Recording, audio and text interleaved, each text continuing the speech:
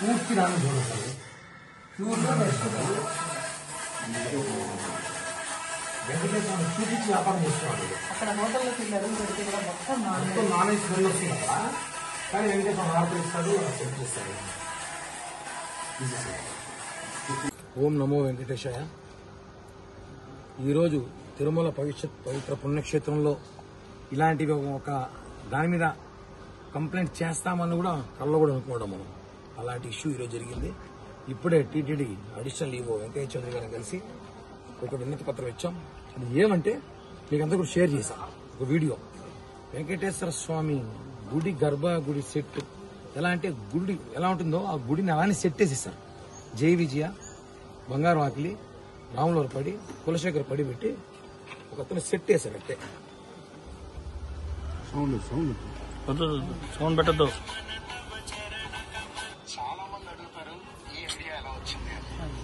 So అంటే అతను వాళ్ళ వ్యాపారం కోసం, వాళ్ళ హోటల్ వ్యాపారం కోసం వెంకటేశ్వర స్వామిని వాడుకున్నాడు.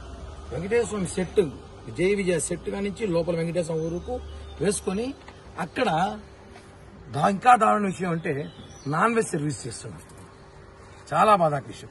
వాళ్ళు మాట్లాడుతూ తిరుమల శ్రీ వెంకటేశ్వర స్వామి ఎక్కడైతే అన్నదాన క్యాంటీన్లో అన్నదానం ప్రసాదం పెడతామో అలాగే మేము కూడా పెడుతున్నాం. ఒరే విధవ, మేమేమైనా నాన్ వెజ్ పెడుతున్నామా?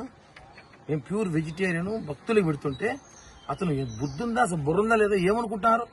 అక్కడ కొంత భక్తులు ప్రశ్నిస్తే 2 టేబుల్ మాత్రం మేము వెజిటేరియన్ పెడతారంట, మిగతా నాన్ వెజ్ పెడతారంట.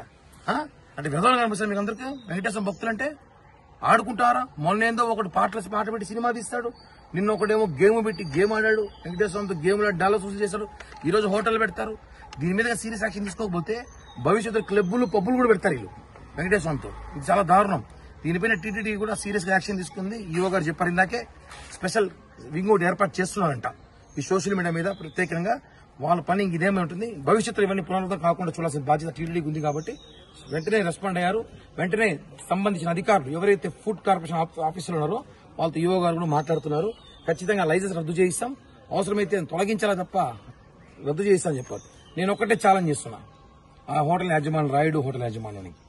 జనసేన పార్టీ తరఫున కాకుండా ఒక వెంకటేశ్వరం భక్తులుగా మేమందరం వెంకటేశ్వరం భక్తుల హిందువుల మనోభావాలు కాపాడే విధంగా ఒకటే చెప్తున్నా, 24 నుంచి 48 గంటల లోపు అవి తొలగించకపోతే నీ హోటల్పై దాడి చేస్తారు, భక్తులు దాడి చేస్తారు. ఎందుకు చెప్తున్నా అంటే చాలా మంది, వేలాది మంది భక్తుల మనోభావాలు దెబ్బతీసే విధంగా నువ్వు నీ వ్యాపారం కోసం వెంకటేశ్వరాన్ని వాడుకున్నావు.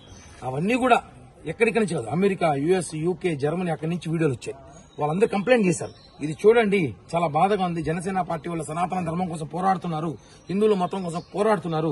మీ దృష్టి తీసుకొస్తున్నా, మేము మా బంధువులు ఆ హోటల్కి వెళ్తే అక్కడ వెంకటేశ్వర స్వామి చూసి అక్కడ నాన్ వెజ్ వాసన వస్తూ ఉంటే వెంకటేశ్వర స్వామి నిలబెట్టి హారతులిస్తున్నారు. ఏంది దారుణం? ఎక్కడ పోతుంది? దీని మీద సీరియస్ గా యాక్షన్ తీసుకుంటున్నాం. ఖచ్చితంగా చాలా చెప్తున్నాం. మీరు తొలగించి ఆ సెట్ని తొలగించి వ్యాపారం చేసుకోండి, లేదా వెజిటేరియన్ చేసుకోండి, లేదంటే మాత్రం కబాడ్దార్ చెప్తున్నాం, పరిణామాలు తీవ్రంగా ఉంటాయి. ఆల్రెడీ అధికారులు కూడా సీరియస్ గా ఉన్నారు దీని మీద ఎంత దూరమైనా ఫైట్ చేసేదానికి మేము తెలియజేస్తున్నాం. ఓకే.